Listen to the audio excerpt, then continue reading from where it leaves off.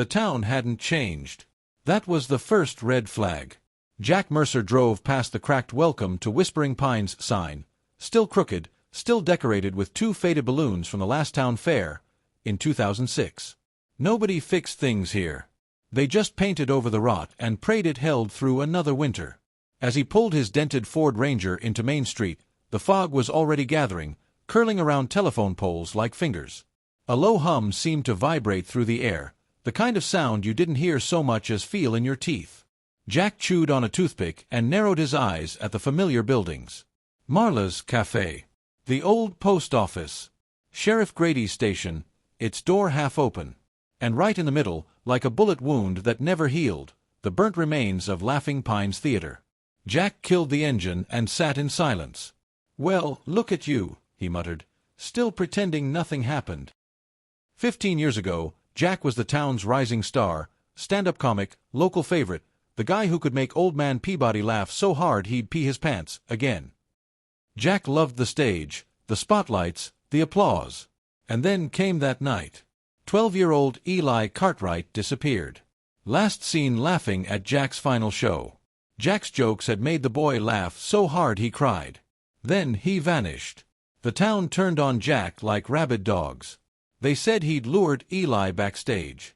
Said he was always weird around kids. No body. No proof. Just pitchforks and whispers and a sheriff who didn't ask questions. Jack left with a busted lip and a suitcase full of hate. Now he was back, and the town didn't even flinch. Marla's Cafe still smelled like burnt coffee and old shame. Jack stepped inside and paused. Marla was at the counter. Still chain-smoking. Still pretending she didn't see the rats. Her eyebrows lifted just enough to register that she recognized him. "Jesus," she said. "I thought you were dead." "You should be so lucky," Jack replied. She snorted. "Coffee's still $3. Don't expect a hero's discount." Jack took a seat by the window, the same booth he used to sit in before gigs.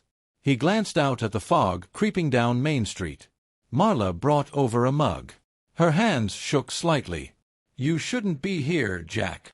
You're not the first to say that. You're not here for closure. You're here for trouble." Jack sipped the coffee. It tasted like hot regret. "I'm here for the truth." Marla's voice dropped. "Then you better leave before it finds you first." That night, Jack booked a room at the Whispering Pines Motel, a sagging 2-story building that smelled like mildew and dead dreams. The manager, Terry, blinked twice when he saw Jack's name, but didn't say anything. Room 12.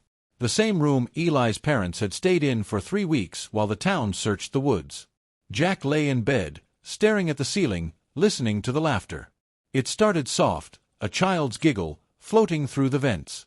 He sat up. The room was cold. No one else was checked in.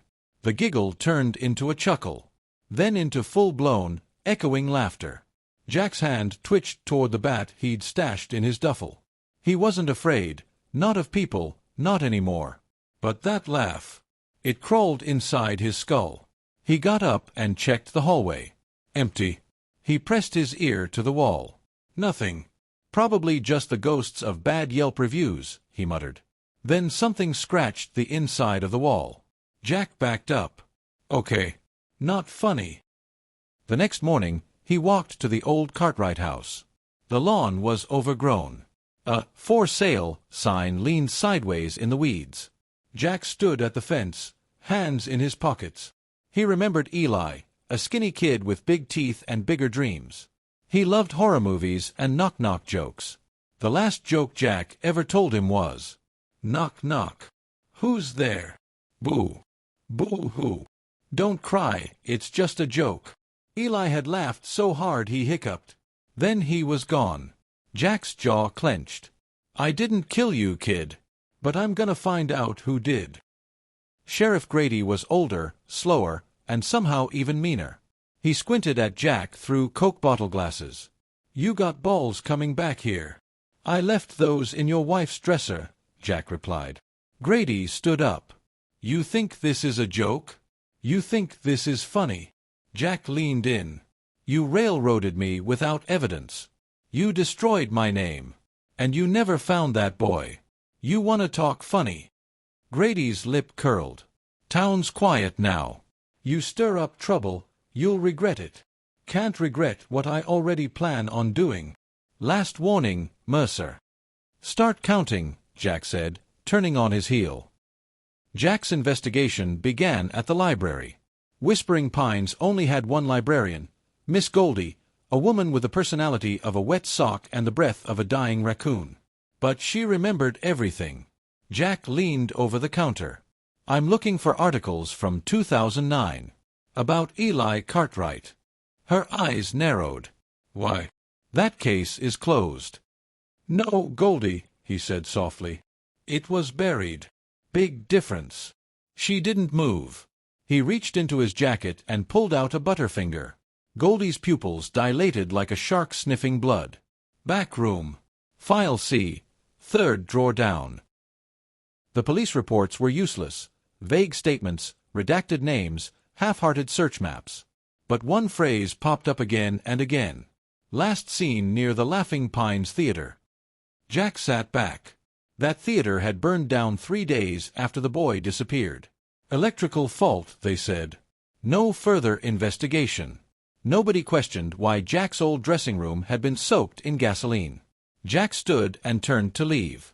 On the way out, Goldie whispered, You should visit the woods. People say, he still laughs there. Jack paused. Who does? But she was already locking the doors. That night, Jack parked his truck at the edge of the forest. He grabbed a flashlight, a voice recorder, and the bat. The woods were silent. Too silent. No bugs. No wind. Just that low, eerie hum vibrating through the trees. He walked past the clearing where the town used to hold the harvest festival. Now it was just brittle grass and dead air. Then he heard it. A laugh. Distant. Childlike. He followed it. The deeper he walked, the louder the laughter became, warping, stretching, like a tape being played backward. Then he saw it, a circle of stones. At its center, a clown mask. Not a store-bought mask. It was handmade, stitched together from cloth and hair. Real hair. Jack knelt. There was something beneath it. A tooth. Small. Human. He stood quickly, and the laughter stopped. Dead silence. Then came the voice. Knock, knock. Jack froze. Who's there? Eli. Eli who? He didn't finish, because something screamed behind him. Jack bolted out of the woods, lungs burning. He didn't stop until he reached the truck, slammed the door, and locked it. Inside the glove box, he found the old voice recorder. Hands shaking, he hit play. The static hissed, then. Knock, knock. Pause. Who's there? Long pause. You left me, Jack. Back at the motel, Jack stared at the ceiling again. He didn't sleep. Tomorrow he'd visit the ruins of the theater. But for now, he whispered into the dark. You wanted me back. Here I am. And from the vent, almost gleeful. He's back. Laughter echoed from inside the walls. Jack Mercer arrived at the charred skeleton of Laughing Pines Theater just after sunrise. Pale light filtered through skeletal rafters, dust motes dancing like lost spirits. He ducked beneath a collapsed beam to the backstage entrance, where the old marquee letters, once proclaiming, "Tonight, Jack Mercer Live," lay twisted in ashes. He flicked on his flashlight. The air inside was thick with smoke and something else, chemical tang, like burned rubber. The seats were gone, blackened stumps, but he saw scraps of paper fluttering in the breeze. Old playbills. Posters advertising Jack's final show before the fire. His heart thundered. He picked up a flyer, April 12, 2009, opening night. Beneath it, scribbled in faded ink, "He knows." Jack's hand went to the bat at his side. He took a picture with his phone, though he already knew the image would haunt him. He crossed over to the dressing room corridor. Half the wall had collapsed, revealing exposed studs and wiring. He recognized 3 doors, costume, prop, his old dressing room. He stopped before that last door, wary. The door was charred but still hinged. With one push, it groaned open. Inside, the floor was carpeted in ash. A makeshift altar sat at the center, 3 more clown masks, each nailed to a plank of wood, painted in sickly, childlike colors. Beneath them lay objects, a torn page from a school yearbook, a broken toy car, and, most chilling, a small photograph of Eli Cartwright, his smile frozen in time. Jack closed his eyes. He remembered Eli's laugh, remembered how his punchlines had reduced the audience to tears of joy. Now the clown masks seemed to grin mockingly at him, accusing him of something he didn't do. He knelt and touched the photo. Underneath was a scrawl. They buried him alive in the catacombs. We watched. Catacombs. Laughter. Watched. Jack's blood ran cold. He backed out of the room, nearly knocking over a candle, still burning. As he exited the theater, his phone buzzed, a text from an unknown number. You shouldn't dig too deep. Some jokes end badly. No signature. Jack stared at the message, then at the theater. A grin tugged at his lips. Challenge accepted. He pocketed his phone and headed back into town. His first target was Sheriff Grady. Jack knew the lawman was part of the conspiracy. He'd railroaded Jack's name, hid evidence, and covered up the truth. Revenge would begin with him. That evening, Jack watched Grady's house from across the street. It was a modest 2-story Victorian, the front yard neatly trimmed, too neatly. Grady had a reputation for OCD-level order. Jack waited until after midnight. Then he slipped through the side gate, silent as a cat. He carried with him a small can of gasoline and a gaggle of firecrackers, remnants of the harvest festival he'd found in the theater. He poured gasoline at the base of Grady's front door, careful to avoid the windows. Then he lit the first firecracker and tossed it onto the porch. It exploded with a loud crack, startling a night owl into screeching flight. Moments later, a wisp of flame caught on the gasoline. A small fire licked at the doorframe. Jack backed away, watching through his scope as the orange glow spread. He held his breath when sirens appeared. He couldn't risk staying. But the fire was contained to the porch. Grady's sprinklers kicked in, extinguishing the blaze before it spread. Sirens died, lights faded, and the house returned to darkness. Jack slipped away into the night. The next morning, news spread fast. Whispering Pines Gazette. Sheriff Grady's porch charred in mysterious early morning blaze. No injuries reported. Cause, under investigation. Grady was livid. Jack watched from Marla's cafe as the sheriff stormed out of his house, flanked by 2 deputies. His uniform jacket was singed at the shoulder. Jack sipped his coffee, fighting a smirk. Later that day, Jack strolled past the station and overheard Grady barking orders at his men. You find whoever did this. I don't care if it's the devil himself. Bring them to me. Jack's pulse quickened. He'd made his opening move, and Grady knew it was personal. But Grady would never suspect the truth. Not yet. That night, as Jack reviewed his recordings in room 12, another text arrived. He laughs when you burn him. Jack frowned. Burn him? Who? Grady. The masks.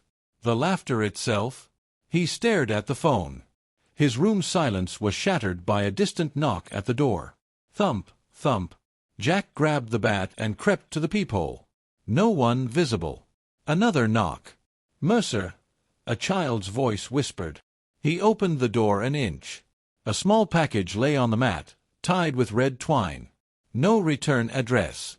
Jack closed the door and examined the package, a music box, dusted in ash. He wound it. A slow, warped melody began, children's laughter overlaying it, faint at first, then growing until it filled the room. He snapped the lid shut. Inside the box was another photograph, this one of Sheriff Grady, arms around Jack's parents, smiling.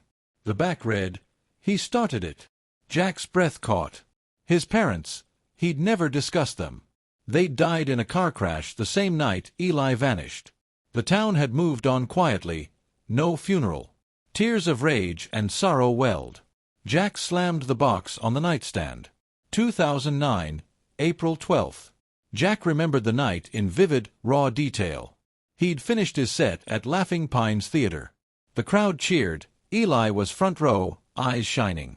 After the show, Jack signed autographs. Eli handed him a crumpled note. You're the best. Jack hugged the kid and patted him on the head. He returned to his dressing room, sweaty and elated, and opened a Diet Coke. Inside, a knock. Jack. He recognized the voice. Sheriff Grady's deputy. Grady stepped in, face grim. "We need to talk." Jack thought it was a billing issue. Instead, Grady accused him of luring Eli backstage. Jack protested, calling the accusation insane. Grady cuffed him, hauled him to jail. Jack banged on the cell door, begging to see the boy. But Grady told him, "He's gone, Mercer. Now you're gone too." The next day, Jack was released on bail. The town's whispers had begun. Jack swallowed hard, returning to the present. Jack needed answers, and the note said, "Buried him alive in the catacombs." Whispering Pines had no catacombs, or so the tourist brochures claimed. He drove back to the theater ruins, flashlight in hand. He discovered a rusted hatch partly hidden by debris. The hatch's hinge yielded under his weight. A ladder led down into darkness. Jack descended, breathing stale air. The ladder ended in a narrow tunnel carved from rock. He followed it, the walls slick with moisture. The laughter he expected never came, only dripping water. After 100 yards, the tunnel opened into a low-ceilinged chamber. Stone benches ringed the walls. In the center, a shallow pit was filled with rotting leaves, and something else. Jack knelt. Bones. Small bones, too small for an adult. He counted 12 ribs, vertebrae, part of a skull. Eli's remains. Jack swallowed bile and pressed the record button. "Sheriff Grady," he whispered into the darkness. "You son of a bitch!" The darkness seemed to lean in, listening. Suddenly, from behind him, a voice. "Finally found me, Jack." Jack spun, bat raised, but no one was there. The voice echoed, childlike and distorted. "Your turn to laugh now." Laughter swelled from the walls, a chorus of children, and one familiar timbre, Eli's laughter. Jack bolted up the ladder and slammed the hatch shut. The next day, Whispering Pines Gazette ran. Local cemetery vandalized, bones removed from child's grave. Gravediggers report empty plot of Eli Cartwright, originally marked 1997 to 2009. Jack read the headline at Marla's cafe, where Marla herself looked at him with bloodshot eyes. "You dug up the poor kid," she hissed. "I didn't," Jack said. "I found where they buried him before they moved him to the cemetery." Marla's hand trembled on her coffee cup. "You don't know what you're messing with." Jack leaned forward. "I know who did it. Don't come crawling back when they come for you." Jack stood, tossing bills on the table. "They already are." That evening, Jack prepared his next move. He selected 2 names from the town, Marla, for tipping him off about the woods, and Deputy Halsey, Grady's right-hand man. Both had pockets of guilt to bleed. He planted firecrackers in Halsey's truck bed and rigged the passenger window to shatter when he pushed the handle. Then he set a small incendiary device beneath the seat, nothing lethal, but enough to scare. After midnight, he crept to the parking lot behind the station. One by one, the crackers erupted, startling neighborhood dogs into frenzy. Halsey, awakened by the noise, rolled out of bed to investigate. He opened the truck door, and the window shattered. Sparks and smoke billowed. Halsey cursed at the damaged seat, then flicked on his flashlight. Jack slipped away, satisfied. Late that night, Jack returned to the motel. His phone buzzed again. 2 down. 12 to go. No signature. Jack's jaw clenched. He realized the game was bigger than he thought. Some unseen hand was orchestrating his moves, guiding him, mocking him. He lay on the bed, staring at the ceiling. The laughter from earlier in the dressing room invaded his mind. He cracked his knuckles. "Let's see what you've got." He drifted into a restless sleep, haunted by visions of Eli's grin. 12. A new ally. The next morning, Jack found a note slipped under his door. "Meet me at the old water tower at dusk. Alone." He pocketed the note and headed for lunch at Marla's, only to find her waiting outside in her beat-up Subaru. "Don't hurt anyone else," she said. "If you do, they'll come for you.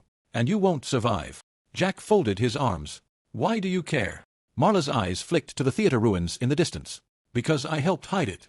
Eli was my nephew." Jack's breath caught. "What?" Marla wiped a tear. "I was too ashamed to stop them when Grady brought me the sheriff's order. I signed it. I watched them bury him in the catacombs." Jack's anger wavered. "Why now?" "They're waking something," she whispered. "Something old. And it's hungry." Jack stared at her. They stood in silence, the ghost of laughter drifting on the wind. Jack arrived at the rusting water tower just as the sun dipped below the pines, casting long shadows across the broken concrete. Marla stood against one of the supporting legs, her eyes hollow but resolute. In the fading light, she looked every bit the haunted aunt she admitted to being. "Tell me everything," Jack said, stepping from his truck. Marla swallowed. "After they buried Eli, things got weird. We started hearing him at night. Laughter, footsteps. At first I thought it was my grief. But then people started disappearing. Pets, kids. No bodies." She paused. "Until now." Jack's gaze sharpened. "You think it's connected?" Marla nodded. "The land we buried him on, It's old. Before Whispering Pines, there was a cult here. They worshipped something they called the harvest spirit. They believed laughter was the purest offering.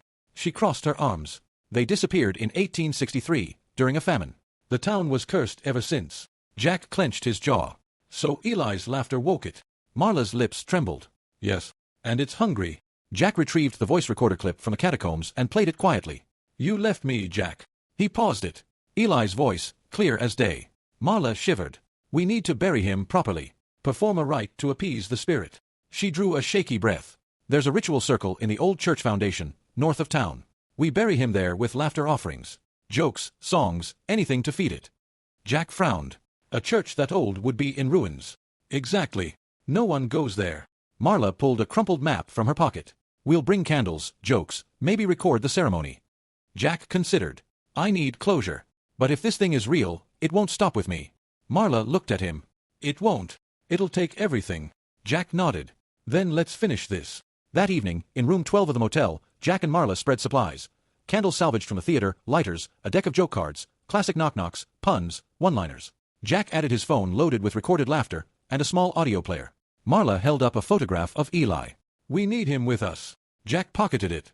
Got it. They planned their route, through the woods to the old church foundation, avoiding any roads patrolled by deputies.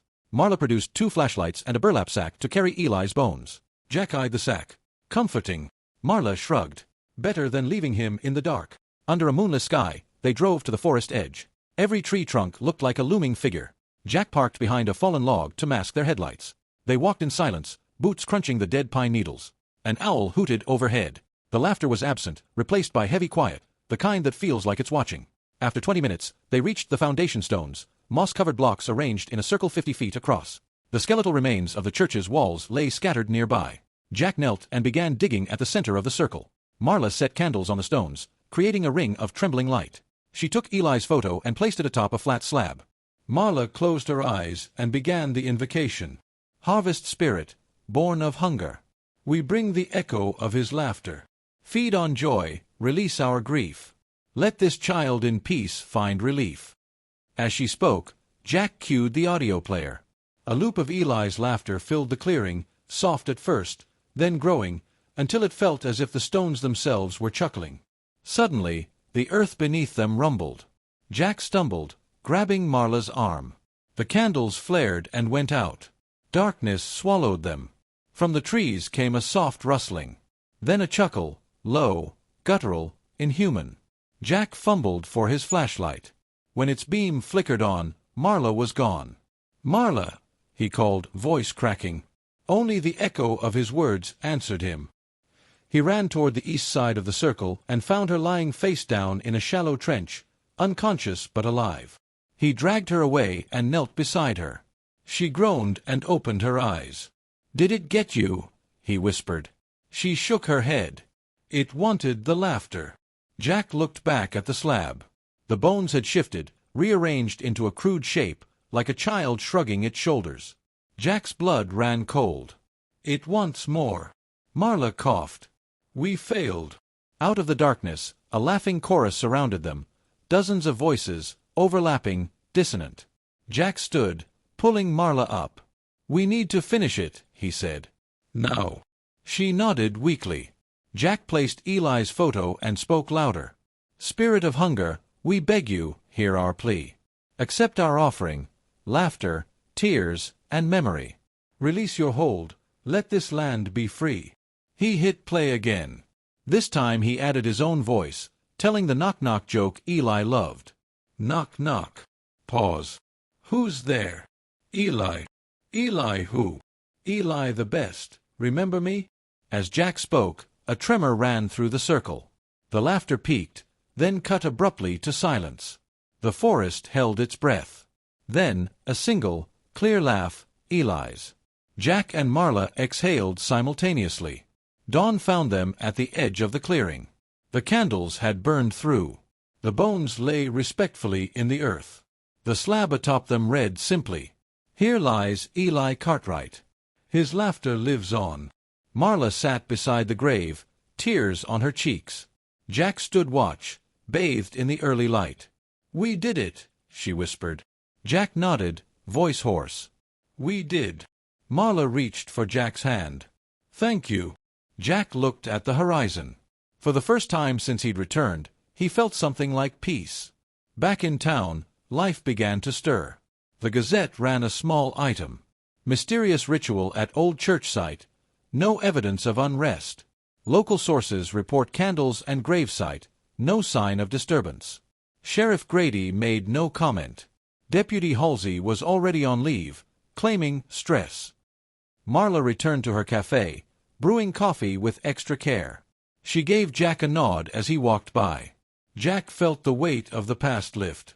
He drove out of Whispering Pines at midday, the sun brilliant overhead. He thought of Eli's laugh echoing in his mind, not haunting this time, but joyful, free. A year later, Jack toured small clubs under his real name. His jokes were tempered with darkness, but always ended in hope. The finale of every show was the knock-knock joke. "Knock, knock. Who's there?" "Eli." "Eli who?" Silence for a beat. Eli, the proof that laughter never dies. He'd never mention Whispering Pines on stage. But sometimes, in the back of the theater, he thought he saw a small boy's silhouette, applauding. Jack smiled. The laughter was his now, and it would carry on. The town of Whispering Pines looked quieter than Jack remembered. Not peaceful, just paused. The kind of stillness that waits. A thin layer of ash coated the pine needles on the roadside as Jack pulled up to the Cartwright house. The mailbox still leaned to the left like it had a secret to tell. And the wind had that same electric buzz, like someone whispering just beyond the trees. Marla met him at the porch with 2 mugs of steaming coffee and a shotgun. "Back for the ghost tour, cowboy?" she asked with a half-smile. Jack took the coffee. "Back to bury the rest." It started the night before soft, subtle. A giggle in the dark corners of Jack's motel room. Children's laughter in a town with no children left. Then came the shadows. Long-limbed silhouettes sprinting between buildings at 3:33 a.m., something tapping against the window. Jack opened the curtains. Nothing. But the mirror reflected a grinning face behind him. Eli's voice crackled through the radio static in his truck. "You forgot the punchline, Uncle Jack." Back at Marla's, Jack descended into the basement. It had been sealed since the night they performed the ritual. Jack pried open the door. Dust billowed out. Inside, he found walls covered in drawings, stick figures, smiley faces, pine trees with angry red eyes. Childlike scribbles spelling, "Don't bury me. Laugh with me." He turned to Marla. "You didn't tell me he kept drawing after he died." Marla looked hollow. "I burned most of it. Didn't want him stuck here." Jack stared at the wall. "You didn't burn enough." The lights flickered, then blew out. They found the answer in an old church ledger. Marla and Jack drove to the Pinewood Historical Society, where a dusty archivist named Lyle let them browse backrooms most folks avoided. In the 1863 ledger, Jack found this entry. "We called it the Laughing Curse. 1 sacrifice keeps it quiet. 2 wakes the woods. 3 brings the harvest." The laughter hadn't stopped. It had just changed hosts. And it wasn't Eli anymore. The cult had fed it for decades, burnt offerings, laughter rituals, happy suicides disguised as accidents. The Cartwright family, the latest line of feeders. Marla shook her head. "I should have died instead of him." Jack closed the book. "No. But maybe one of us still has to." Jack hatched a plan only a comic and a lunatic could love. He'd use the town's 4th of July celebration, resurrected after the curse ended, to draw it out. One big laugh. One final joke. The entity thrived on joy, twisted or real. Jack's stand-up show would be the bait. He called in favors from comedians across the region, washed-up open-micers, edgy improv guys, even an ex-SNL writer who owed Jack a kidney and a punchline. They called it the Death Laugh Festival. Tickets were free, because the cost was going to be souls. Spotlights lit the makeshift stage by the lake. 100 townsfolk showed up, lured by free hot dogs and curiosity. Children laughed, parents drank, teenagers sneered, perfect fuel. Backstage, Jack wore a headset and a black hoodie. Marla watched from the first row, her shotgun hidden in a violin case. As the show kicked off, laughter grew. The air turned thick and metallic. Some of the crowd began to giggle too hard. Noses bled. Eyes watered. One woman screamed as her jaw locked open mid-laugh. Then the shadows arrived. Slipping through the trees, they watched. Waiting. Jack stepped on stage. "Let's end this with a killer set." Jack took the mic. Knock, knock. Crowd. "Who's there?" "The truth." "The truth who?" "The truth is, we fed it. Every time we laughed at a funeral. Every time we joked about the dead. Every time we laughed instead of screamed." The sky cracked with thunder. The lake turned black. "You want laughter, you freak? Try this one." He pulled out a recorder and played the last voicemail from his brother Eli. "Hey Jack, remember, if I die, you better use it in a tight five." The crowd erupted, some in real laughter, some in panic. That was the trigger. The spirit arrived. It looked like Eli at first, wide grin, crooked nose, bright eyes. Then it grew taller, arms splitting into 6, mouths opening along its chest. It stood 30 feet tall, towering above the crowd. Jack stepped forward. "Your punchline's overdue," he said. He pressed a button on his belt. The speakers around the amphitheater erupted with every laugh track known to man. Seinfeld, Friends, The Office, even that haunted episode of Full House nobody liked. The entity shrieked. Its mouth split wide in agony. Then Marla shot it. A direct hit to its center mouth. The entity screamed, not in pain, but in laughter. High-pitched, uncontrollable, rolling laughter. Then it cracked. The body split like porcelain. Laughter became sobbing. From the fragments stepped a small boy. Not Eli, but something purer. A boy-shaped piece of grief and joy and memory. He looked at Jack. "Thank you." Then vanished into light. The crowd blinked. The sky cleared. And for the first time in over a century, Whispering Pines was silent. The news chalked it up to a psychedelic panic event. No one remembered the creature. Only that the show was life-changing. Jack didn't care. He knew the truth. He stayed in town, opened a comedy club called Pinebox Laughs. Their slogan, "We kill nightly." Marla wrote a memoir, The Girl Who Buried Laughter.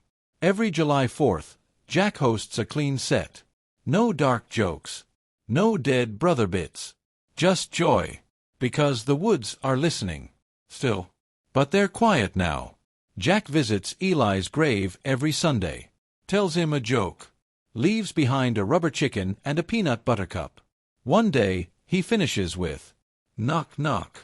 A breeze rustles the pines. "Who's there?" whispers the wind.